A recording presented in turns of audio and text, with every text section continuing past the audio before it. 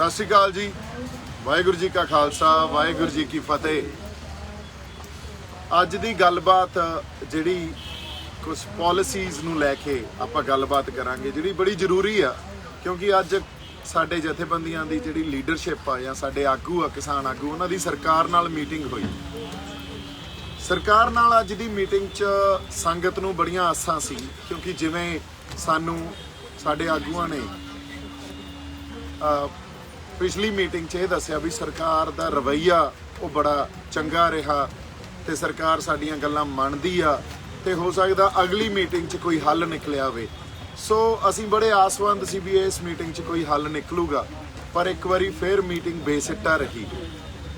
सो हुण जिस मोड़ ते या जिथे संघर्ष जिहड़े पड़ाव ते पहुंच गया, सानू ये समझ लेना चाहिए भी इदों बाद संघर्ष दी या सरकार दी जिहड़ी इदों बाद रणनीति होगी वो करड़ी होगी, वो थोड़ा जिहा करड़ा करनगे ते सानू भी करना पऊगा। सो इस खातर थोड़ा जिहा विश्लेषण करना, एनालाइज करना इस संघर्ष नूं बड़ा जरूरी आ ते आपस च एक कोआर्डीनेशन पैदा करनी बड़ी जरूरी आ। टीम वर्क पैदा करना साडे लई बड़ा जरूरी आ। साडे लई जदों मैं कहना वो साडे किसान आगूआं च ते साडे च। सो इस ते आपां गलबात करदे हां।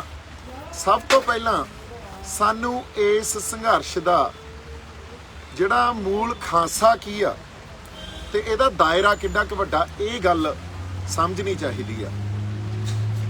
ये क्यों समझनी चाहिदी आ? क्योंकि इस गल च कोई शक नहीं भी यह किसानी संघर्ष आ। किसे वेले जदों पहला किते किसानी संघर्ष पैदा होए आ तां वो किसानां दे संघर्ष हुंदे सी, किसान ही लड़दे सी ते किसान जथेबंदियां दे आगू उस संघर्ष की अगवाही करदियां सी ते उस वेले समय समय ते सरकारां नाल वो लड़ाई लड़दियां सी। इस गल चों असीं मुनकर नहीं हो रहे। इस संघर्ष विच भी जे असीं ये गल समझीए, किसान जथेबंदियां दे आगूआं ने किसी इशू नूं रैकगनाइज किया या ये कह लीए इस जिहड़े नवें कानून बने आ इस इशू नूं उन्हां ने पछाणिया। इस गल दे उत्ते फिर लामबंदी होई, वो भी किसान जथेबंदियां ने आपदे कैडर के थ्रू की। इस गल तो भी मुनकर नहीं हो सकते। ये गल बिल्कुल सेहरा किसान जथेबंदियां ते आगूआं नूं जांदा भी सारी जिहड़ी इशू नूं पछाणन तो लैके लामबंदी तक दा सफ़र आ वो बाखूबी साडे किसान आगूआं ने निभाया। पर हुण इहदा मूल खांसा की आ, ये सानूं समझना चाहिदा। जो संघर्ष दा हुण रूप साडे सामने आ रहा ते जिस तरह की व्यापक पार्टिसिपेशन या शमूलीयत सामने आ रही आ, उस गल तो सानू ये गल समझ लैनी चाहिदी आ ते ये गल मन भी लैनी चाहिदी आ भी इकल्ले किसानां दा संघर्ष नहीं रहा। हालांकि मैं भी किसान परिवार चों आ, सारी जिंदगी दादे ने प्यो ने किसानी ही कीती आ ते किसान परिवार नाल संबंधित आ। पर यह गल इस करके सानू समझ लेनी चाहिदी आ क्योंकि इहदा दायरा बहुत वड्डा हो गया ते इह इस संघर्ष दा खासियत भी है। इस संघर्ष की इहदा खांसा जिहड़ा वो कल्ला किसानां दा संघर्ष नहीं रहा। हुण इह जिहड़ा संघर्ष आ इहदे च जिहड़ी व्यापक शमूलीयत आ वो बहुत होर वर्गां दी भी हो रही है। तुसीं देखो साडे चाहे निहंग सिंह फौजां बैठियां, साडे जिहड़े बुद्धिजीवी आ वो आ रहे आ, साडे इत्थे जिहड़े पुलिस अफसर आ वो आपदियां नौकरियां छड्ड के आ रहे आ, साडे जिहड़े टीचर्स आ या जिहड़े प्रोफैसरस आ वो आ रहे आ। सो किस तरह दी मेरा जिहड़ा एक किੱਤਾ सी कलाकार या कला नाल संबंध खेतर चों असीं आ गए, क्योंकि ये गल असीं पहले दिन तो समझ ली ते ये गल हमेशा पहले दिन तो शंभू मोर्चे राहीं असीं रखी भी ये लड़ाई कल्ली आर्थिक लड़ाई नहीं आ, कल्ली MSP की लड़ाई नहीं आ, गल साडी होंद दी आ। जदों होंद दी लड़ाई आ सो इहो जी व्यापक पार्टिसिपेशन होनी लाजमी सी ते वो सानूं देख भी रही आ। सो ये गल साडे किसान आगूआं नूं साडी बेनती आ भी ये गल उन्हां नूं मन लैनी चाहिदी आ। इस संघर्ष दा जिहड़ा दायरा वो एडा वड्डा हो गया भी इस संघर्ष की अगवाही आ जिहड़ी वो अकाल पुरख वाहिगुरू आप कर रहे आ, वो साडियां अकलां तो गिनतियां। हाँ जी, सो इस संघर्ष का दायरा साडियां अकलां तो साडियां गिनतियां मिनतियां तो बहुत वड्डा हो चुकिया। ਉਹਦਾ ਪ੍ਰਤੱਖ ਉਦਾਹਰਨ ਸਾਡੇ ਸਾਹਮਣੇ ਇਹ ਆ ਵੀ ਜਿਸ ਦਿਨ 26 ਨਵੰਬਰ ਨੂੰ ਅਸੀਂ ਸ਼ੰਭੂ ਤੋਂ ਤੁਰੇ ਸੀ ਤੇ ਕਿਸਾਨ ਜਥੇਬੰਦੀਆਂ ਦੇ ਜਾਂ ਸਾਡੇ ਆਗੂਆਂ ਦਾ ਜਿਹੜਾ ਪਲਾਨ ਇਹ ਸੀ ਵੀ ਅਸੀਂ ਸ਼ੰਭੂ ਤੇ ਬਹਿ ਜਾਾਂਗੇ ਜਾਂ ਉਧਰ ਖਨੌਰੀ ਵਾਲੇ ਪਾਸੇ ਖਨੌਰੀ ਬਹਿ ਜਾਣਗੇ ਜਾਂ ਜਿੱਥੋਂ ਵੀ ਅਸੀਂ ਦਿੱਲੀ ਪਰ ਅਕਾਲ ਪੁਰਖ ਵਾਹਿਗੁਰੂ ਦਾ ਵਰਤਾਰਾ ਇਹ ਵਾਪਰਿਆ ਵੀ ਉੱਥੇ ਅਕਾਲ ਪੁਰਖ ਵਾਹਿਗੁਰੂ ਨੇ ਸੰਗਤ ਦੇ ਰਾਹੀਂ ਆਪ ਫੈਸਲੇ ਦਵਾਏ। ਸੰਗਤ ਉਹਨਾਂ ਬਾਰਡਰਾਂ ਤੇ ਨਹੀਂ ਬੈਠੀ ਤੇ ਦਿੱਲੀ ਨੂੰ ਆ ਕੇ ਘੇਰ ਲਿਆ। ਬੋਲੇ ਸੋ ਨਿਹਾਲ। ਸੋ ਦਿੱਲੀ ਨੂੰ ਆ ਕੇ ਘੇਰ ਲਿਆ। ਜਦੋਂ ਅਸੀਂ ਦਿੱਲੀ ਨੂੰ ਘੇਰੀ ਬੈਠੇ ਆ, ਇਹ ਗੱਲ ਜਾਂ ਇਹ ਵਰਤਾਰਾ ਕਿਸੇ ਜਥੇਬੰਦੀ ਜਾਂ ਕਿਸੇ ਬੰਦੇ ਨੇ ਜਾਂ ਕਿਸੇ ਵਿਅਕਤੀ ਨੇ ਇਹ ਗੱਲ ਨਹੀਂ ਸੋਚੀ ਸੀ। ਇਹ ਉਹਨਾਂ ਗਿਣਤੀਆਂ ਮਿਹਨਤੀਆਂ ਤੋਂ ਤੇ ਸਾਡੀਆਂ ਅਕਲਾਂ ਤੋਂ ਪਰਾਂ ਦੀ ਗੱਲ ਹੋਈ। ਅਗਲੀ ਗੱਲ ਜਿਹੜੀ ਸਾਨੂੰ ਇੱਕ ਹੋਰ ਸਮਝ ਲੈਣੀ ਚਾਹੀਦੀ ਹੈ ਵੀ ਜਿੱਦਾਂ ਅਸੀਂ ਦਿੱਲੀ ਆ ਕੇ ਇੱਥੇ ਬੈਠੇ ਕੁੰਡਲੀ ਬਾਰਡਰ ਤੇ, ਉਦੋਂ ਜਥੇਬੰਦੀਆਂ ਦਾ ਫੈਸਲਾ ਇਹ ਸੀ ਵੀ ਬਰਾੜੀ ਦੇ ਗਰਾਊਂਡ 'ਚ ਚੱਲਦੇ ਆ, ਪਰ ਫਿਰ ਸੰਗਤ ਨੇ ਫੈਸਲਾ ਲਿਆ ਵੀ ਬਰਾੜੀ ਨਹੀਂ, ਅਸੀਂ ਤਾਂ ਇੱਥੇ ਹੀ ਬੈਠਾਂਗੇ। ਸੋ ਇਹ ਦੋ ਪ੍ਰਤੱਖ ਉਦਾਹਰਨਾਂ ਸਾਡੇ ਸਾਹਮਣੇ ਆ, ਜੀ ਤੋਂ ਸਾਨੂੰ ਇਹ ਪਤਾ ਲੱਗਦਾ ਵੀ ਇਹ ਸਾਡੀਆਂ ਗਿਣਤੀਆਂ ਮਿਹਨਤੀਆਂ ਤੋਂ, ਸਾਡੀਆਂ ਅਕਲਾਂ ਤੋਂ ਪਰਾਂ ਦੀਆਂ ਗੱਲਾਂ ਹੋ ਰਹੀਆਂ ਤੇ ਇਸ ਸੰਘਰਸ਼ ਦੀ ਅਗਵਾਈ ਅਕਾਲ ਪੁਰਖ ਵਾਹਿਗੁਰੂ ਆਪ ਕਰ ਰਹੇ ਆ। ਇੱਥੇ ਕਿਸੇ ਜਥੇਬੰਦੀ ਦੀ ਅਗਵਾਈ ਨਹੀਂ ਆ, ਕਿਸੇ ਵਿਅਕਤੀ ਦੀ ਅਗਵਾਈ ਨਹੀਂ ਆ। ਇਸ ਲਈ ਸਾਨੂੰ ਉਸ ਅਕਾਲ ਪੁਰਖ ਵਾਹਿਗੁਰੂ ਦੀ ਜਾਂ ਇੱਕ ਡਿਵਾਈਨ ਇੰਟਰਵੈਂਸ਼ਨ ਆ ਜਿਹਨੂੰ ਕਹਿੰਦੇ ਆ, ਜਾਂ ਜਿਹਨੂੰ ਕਹਿੰਦੇ ਆ ਵੀ ਅਧਿਆਤਮਕ ਜਿਹੜੀ ਗੱਲ ਵਾਪਰ ਰਹੀ ਹੈ ਇਹਨੂੰ ਪਛਾਣ ਲੈਣਾ ਚਾਹੀਦਾ।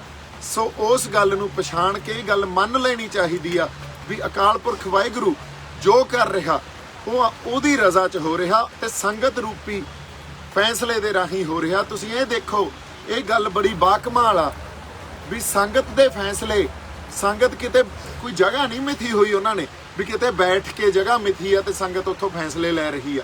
ਨਹੀਂ, ਸੰਗਤ ਵਾਹਿਗੁਰੂ ਦੇ ਰਾਹੀਂ, ਅਕਾਲ ਪੁਰਖ ਵਾਹਿਗੁਰੂ ਦੇ ਰਾਹੀਂ ਉਹਨਾਂ ਦੇ ਮਨਾਂ 'ਚ ਹੀ ਗੱਲ ਵਸ ਜਾਂਦੀ ਆ ਤੇ ਥਾਂ ਤੇ ਹੀ ਫੈਸਲੇ ਲੈ ਲੈਂਦੀ ਆ। ਇਹ ਗੱਲ ਬਾਕਮਾਲ ਆ। ਇਹ ਗੱਲ ਪਹਿਲਾਂ ਕਦੇ ਨਹੀਂ ਦੇਖੀ ਗਈ ਸੀ। ਇਸ ਸੰਘਰਸ਼ 'ਚ ਪਹਿਲੀ ਵਾਰੀ ਇਹ ਗੱਲ ਸਾਡੇ ਸਾਹਮਣੇ ਆਈ ਹੈ। ਇਸੇ ਕਰਕੇ ਆਪਾਂ ਵਾਰ-ਵਾਰ ਇਹ ਗੱਲ ਕਹਿ ਰਹੇ ਹਾਂ ਵੀ ਇਹ ਇਤਿਹਾਸਕ ਵਰਤਾਰਾ ਵਾਪਰ ਰਿਹਾ। ਇਸ ਤਰ੍ਹਾਂ ਦਾ ਸੰਘਰਸ਼ ਪਹਿਲਾਂ ਨਾ ਕਦੇ ਪੈਦਾ ਹੋਇਆ ਤੇ ਹੋ ਸਕਦਾ ਆਉਣ ਵਾਲੇ ਸਮੇਂ 'ਚ ਜਦੋਂ ਤੱਕ ਉਸ ਅਕਾਲ ਪੁਰਖ ਵਾਹਿਗੁਰੂ ਦੀ ਰਜ਼ਾ ਨਾ ਹੋਊਗੀ ਉਦੋਂ ਤੱਕ ਐਡਾ ਵੱਡਾ ਸੰਘਰਸ਼ ਪੈਦਾ ਨਹੀਂ ਹੋਣਾ।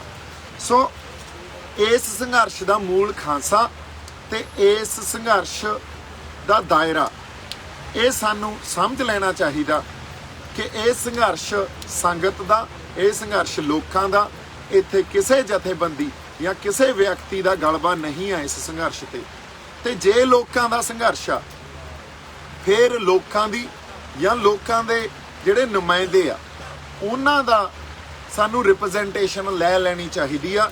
ਹੁਣ ਜਿਸ ਤਰ੍ਹਾਂ ਦਾ ਵਰਤਾਰਾ ਚੱਲ ਰਿਹਾ, ਜੋ ਅੱਜ ਵੀ ਸਰਕਾਰ ਨਾਲ ਮੀਟਿੰਗ ਹੋਈ, ਜਿਹੜਾ ਇੱਕ ਡੈਡਲੌਕ ਜਾਂ ਇਹ ਪੜਾਅ ਆਇਆ ਹੋਇਆ, ਇਹ ਡੈਡਲੌਕ ਦਾ ਪੜਾਅ ਆਇਆ ਹੋਇਆ, ਉਹ ਟੁੱਟ ਨਹੀਂ ਰਿਹਾ।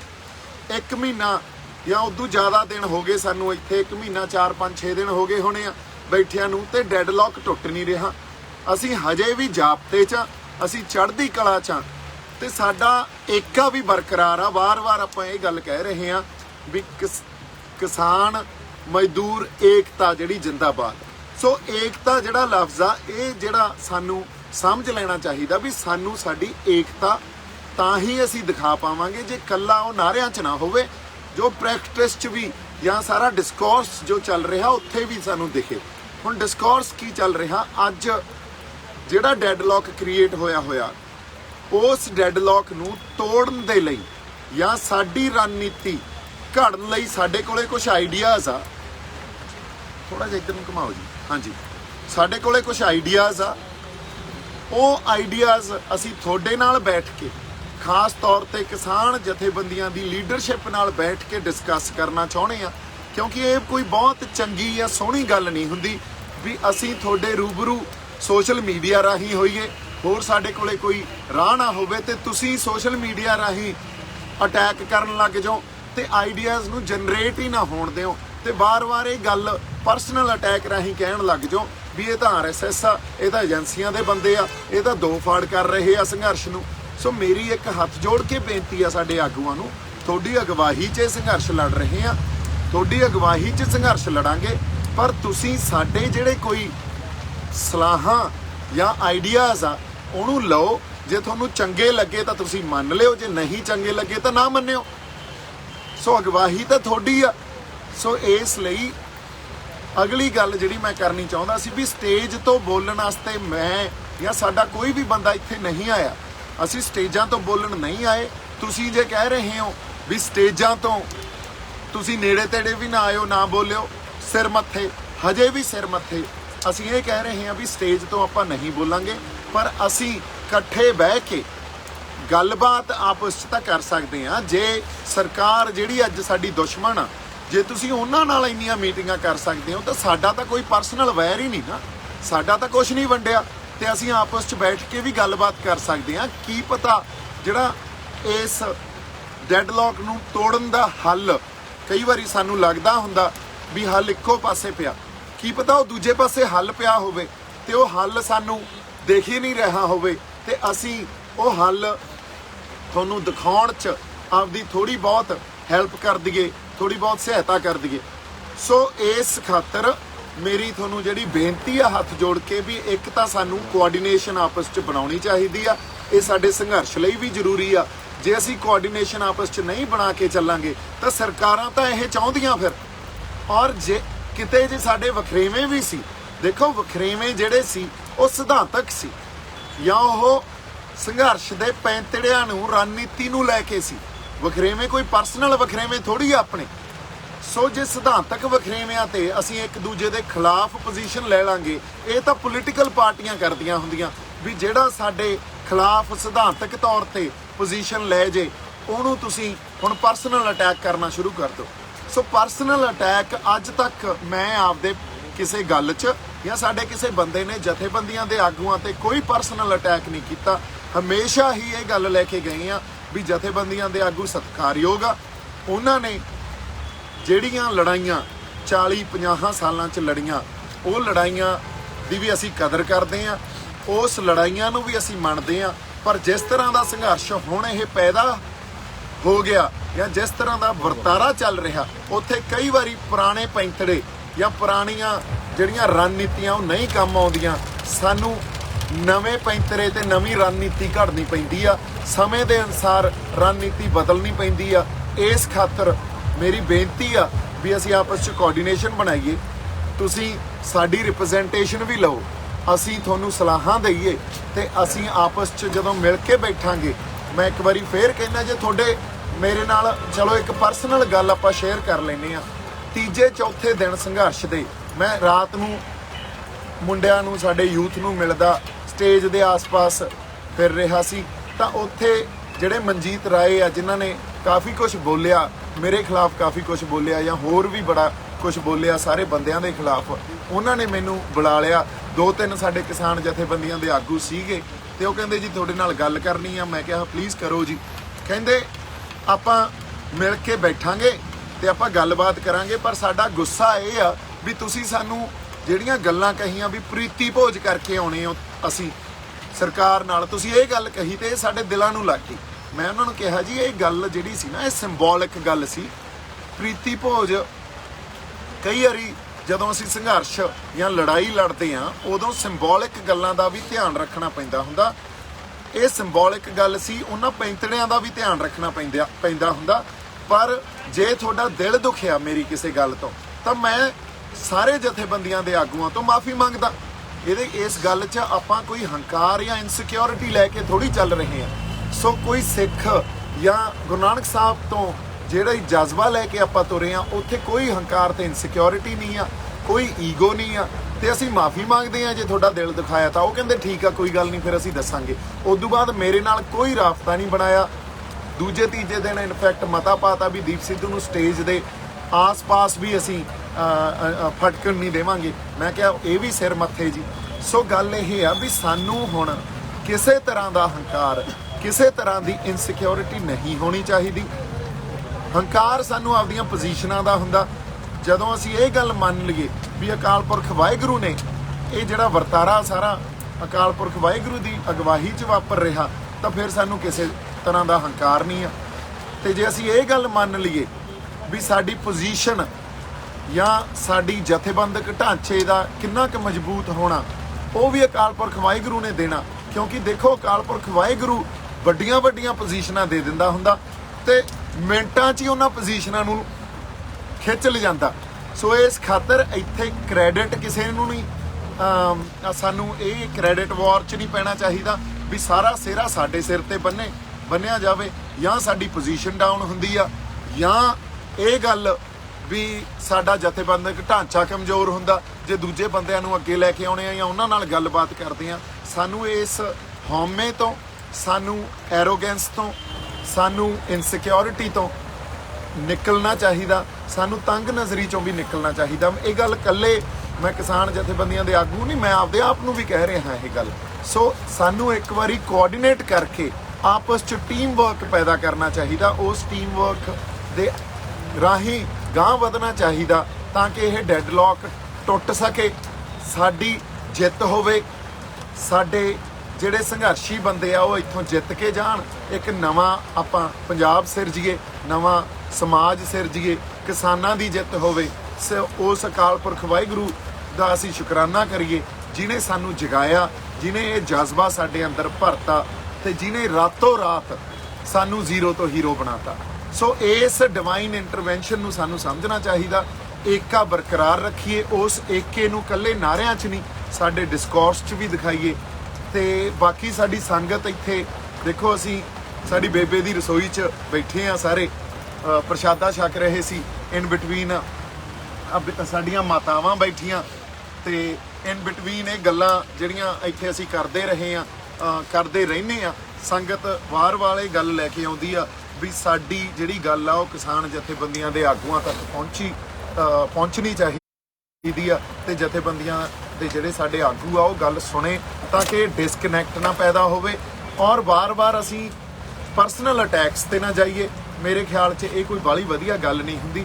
ਪਰਸਨਲ ਅਟੈਕ ਜਿਹੜੇ ਹੁੰਦੇ ਆ ਉਹ ਬਹੁਤ ਹੋਸ਼ੇ ਲੋਕ ਕਰਦੇ ਆ, ਸਾਡੇ ਕਿਰਦਾਰ ਵੀ ਉਦੋਂ ਉੱਚੇ ਆ ਤੇ ਸਾਡੇ ਕੋਲੇ ਜਿਹੜੀ ਮੱਤ ਜਿਹੜੀ ਉੱਚੀ ਆ, ਮਨ ਨੀਵਾਂ, ਉਹ ਅਕਾਲ ਪੁਰਖ ਵਾਹਿਗੁਰੂ ਨੇ ਸਾਨੂੰ ਬਖਸ਼ਿਆ। ਸਾਨੂੰ ਉਸ ਪ੍ਰੈਕਟਿਸ ਨੂੰ ਆਪਦੇ ਅੰਦਰ ਵਸਾਉਣਾ ਚਾਹੀਦਾ। ਗੁਰੂ ਨਾਨਕ ਸਾਹਿਬ ਨੇ ਸਾਨੂੰ ਜਿਹੜਾ ਸਰਬੱਤ ਦੇ ਭਲੇ ਦਾ ਇੱਕ ਅਸੂਲ ਜਾਂ ਸਰਬੱਤ ਦੇ ਭਲੇ ਦਾ ਜਿਹੜਾ ਫਲਸਫਾ ਸਿਖਾਇਆ, ਉਸ ਫਲਸਫੇ ਨੂੰ ਸਾਨੂੰ ਆਪਦੇ ਅੰਦਰ ਵਸਾਉਣਾ ਚਾਹੀਦਾ। ਸਾਰੇ ਹੀ ਸਾਡੇ ਆ, ਕੋਈ ਵਖਰੇਵੇਂ ਜਿਹੜੇ ਉਹ ਸਿਧਾਂਤਕ ਤੌਰ ਤੇ ਹਮੇਸ਼ਾ ਹੀ ਹੁੰਦੇ ਆ, ਪਰ ਉਹਨਾਂ ਵਖਰੇਵਿਆਂ ਦੇ ਚੱਲਦੇ ਅਸੀਂ ਆਪਸ 'ਚ ਖਿਲਾਫ ਪੋਜੀਸ਼ਨਾਂ ਨਹੀਂ ਲੈਂਦੇ ਹੁੰਦੇ। ਸੋ ਇਸ ਕਰਕੇ ਹੁਣ ਕਿਸੇ ਨੂੰ ਏਜੰਸੀਆਂ ਦਾ ਕਹਿ ਦੇਣਾ, ਕਿਸੇ ਨੂੰ ਕੋਈ ਹੋਰ ਜਿਹੜੇ ਅਸੀਂ ਟੈਗ ਦੇ ਦੇਣੇ, ਇਹ ਗੱਲਾਂ ਬੜੀਆਂ ਛੋਟੀਆਂ। ਇਹਨਾਂ ਗੱਲਾਂ ਤੋਂ ਜਾਂ ਇਹ ਜਿਹੜੀ ਸਾਡੇ 'ਚ ਬੇਭਰੋਸੇ ਪੈਦਾ ਹੋਏ ਆ, ਇਹਨਾਂ ਗੱਲਾਂ ਤੋਂ ਪਰਾਂ ਉੱਠੀਏ ਤੇ ਅਸੀਂ ਆਪਸ 'ਚ ਕੋਆਰਡੀਨੇਸ਼ਨ ਬਣਾ ਕੇ ਚੱਲੀਏ। ਬਾਕੀ ਜਿਹੜੀ ਗੱਲ ਆਪਾਂ ਇਹ ਕਰਨੀ ਸੀ ਵੀ ਕਈ ਵਾਰੀ ਸਟੇਟ ਦਾ ਨਾ ਜਿਹੜਾ ਖਾੜਕੂ ਸੰਘਰਸ਼ ਦੇ ਦੌਰਾਨ ਇੱਕ ਨੈਰੇਟਿਵ ਰਿਹਾ ਪੰਜਾਬ ਨੂੰ ਡਰਾਉਣ ਦਾ ਜਾਂ ਪੰਜਾਬ 'ਚ ਡਰ ਪੈਦਾ ਕਰਨ ਦਾ, ਸਾਡੀ ਮਾਨਸਿਕਤਾ 'ਚ ਡਰ ਪੈਦਾ ਕਰਨ ਦਾ, ਉਹ ਸਟੇਟ ਜਾਂ ਸਰਕਾਰ ਹੁਣ ਵੀ ਵਰਤ ਰਹੀ ਹੈ। ਹੁਣ ਵੀ ਉਹੀ ਨੈਰੇਟਿਵ ਵਰਤ ਕੇ ਤੇ ਕਿਸਾਨ ਆਗੂ ਕਈ ਵਾਰੀ ਉਸ ਨੈਰੇਟਿਵ ਤੋਂ ਡਰ ਜਾਂਦੇ ਆ। ਦੇਖੋ, ਸਿੱਖ ਜਿਹੜਾ ਉਹ ਕਦੇ ਵੀ ਹਿੰਸਕ ਨਹੀਂ ਹੁੰਦਾ। ਸਿੱਖ ਨੇ ਕਦੇ ਵੀ ਹਿੰਸਾ ਸਿੱਖੀ ਹੋਈ ਨਹੀਂ। ਹਥਿਆਰ ਤਾਂ ਅਸੀਂ ਜਰਵਾਣੇ ਦੀ ਭੱਖਿਆ ਤੇ ਗਰੀਬਾਂ ਦੀ ਰੱਖਿਆ ਕਰਨ ਵਾਸਤੇ ਚੱਕਦੇ ਰਹੇ ਆ, ਤੇ ਸਿੱਖ ਦੇ ਮਨ 'ਚ ਕਦੇ ਵੀ ਹਿੰਸਾ ਪੈਦਾ ਨਹੀਂ ਹੁੰਦੀ ਤੇ ਉਹ ਹਿੰਸਾ ਕਦੇ ਹਥਿਆਰ ਨਹੀਂ ਚੁਕਾਉਂਦੀ। ਸੋ ਇਸ ਕਰਕੇ ਉਸ ਮਾਨਸਿਕਤਾ ਤੋਂ, ਉਸ ਡਰ ਤੋਂ ਕਿਸਾਨ ਜਥੇਬੰਦੀਆਂ ਦੇ ਆਗੂਆਂ ਨੂੰ ਬੇਨਤੀ ਆ ਵੀ ਪਲੀਜ਼ ਉਸ ਡਰ ਤੋਂ ਪਰਾਂ ਹੋ। ਸਰਕਾਰ ਨੇ ਇਹ ਗੱਲਾਂ ਵਾਰ-ਵਾਰ ਸਿਰਜਣੀਆਂ, ਤੁਸੀਂ ਜਾਂ ਅਸੀਂ ਇਹਦਾ ਸ਼ਿਕਾਰ ਨਹੀਂ ਹੋਣਾ। ਅਸੀਂ ਕਿੰਨੇ ਜਾਬਤੇ 'ਚ ਰਹਿ ਕੇ, ਇੱਕ ਬਾਕਮਾਲ ਜਾਬਤਾ ਤੇ ਡਿਸਪਲਿਨ 'ਚ ਰਹਿ ਕੇ ਇਹ ਸੰਘਰਸ਼ ਲੜ ਰਹੇ ਆ। ਇਹ ਡਿਸਪਲਿਨ ਤੇ ਜਾਬਤਾ ਵੀ ਕਾਇਮ ਰਹੂਗਾ, ਤੁਹਾਡੀ ਜਿਹੜੀ ਅਗਵਾਈ ਵੀ ਕਾਇਮ ਰਹੂਗੀ। ਸਾਡੀ ਹੱਥ ਜੋੜ ਕੇ ਬੇਨਤੀ ਆ ਵੀ ਅਸੀਂ ਮਿਲ ਕੇ ਗੱਲਬਾਤ ਰਾਹੀਂ ਗੱਲਾਂ ਨੂੰ ਸਮਝੀਏ, ਆਈਡੀਆਜ਼ ਨੂੰ ਡਿਸਕਸ ਕਰੀਏ, ਆਈਡੀਆਜ਼ ਨੂੰ ਫਿਰ ਇੰਪਲੀਮੈਂਟ ਕਰੀਏ। ਇੰਨੀਆਂ ਕੁ ਗੱਲਾਂ ਤੁਹਾਡੇ ਨਾਲ ਕਰਨੀਆਂ ਸੀ। ਸਾਡੇ ਵੱਲੋਂ ਬਹੁਤ ਸਾਰਾ ਪਿਆਰ ਤੇ ਸਤਿਕਾਰ। ਜਿਉਂਦੇ ਵਸਦੇ ਰਹੋ। ਤੇ ਸਪੈਸ਼ਲੀ ਸਾਡੇ ਆਗੂਆਂ ਲਈ ਬੜਾ ਪਿਆਰ ਤੇ ਸਤਿਕਾਰ, ਕਿਉਂਕਿ ਕੋਈ ਪਰਸਨਲ ਆਪਣੀ ਲੜਾਈ ਨਹੀਂ ਆ। ਕਈ ਵਾਰੀ ਸਿਧਾਂਤਾਂ 'ਚ ਵਖਰੇਵੇਂ ਹੋ ਸਕਦੇ ਆ ਤੇ ਉਹਨਾਂ ਨੂੰ ਅਸੀਂ ਆਪਸ 'ਚ ਬਹਿ ਕੇ ਨਜਿੱਠ ਸਕਦੇ ਆ। ਇਹ ਵੀ ਕੋਈ ਬੜੀ ਵੱਡੀ ਗੱਲ ਨਹੀਂ ਹੁੰਦੀ। ਤੇ ਇਸ ਡੈਡਲੌਕ ਦਾ ਵੀ ਜਿਹੜਾ ਹੱਲ ਆ ਉਹ ਹੈਗਾ। ਹੱਲ ਨਿਕਲੇ ਆਉਂਦੇ ਹੁੰਦੇ ਆ। ਸਿਰ ਜੋੜ ਕੇ ਬੈਠੀਏ। ਮੇਰੇ ਵੱਲੋਂ ਇੱਕ ਵਾਰੀ ਫਿਰ ਆਬਾਦ ਰਹੋ, ਖੁਸ਼ ਰਹੋ, ਸਤਿਕਾਰ, ਪਿਆਰ। ਸਤਿ ਸ਼੍ਰੀ ਅਕਾਲ। ਵਾਹਿਗੁਰੂ ਜੀ ਕਾ ਖਾਲਸਾ, ਵਾਹਿਗੁਰੂ ਜੀ ਕੀ ਫਤਿਹ।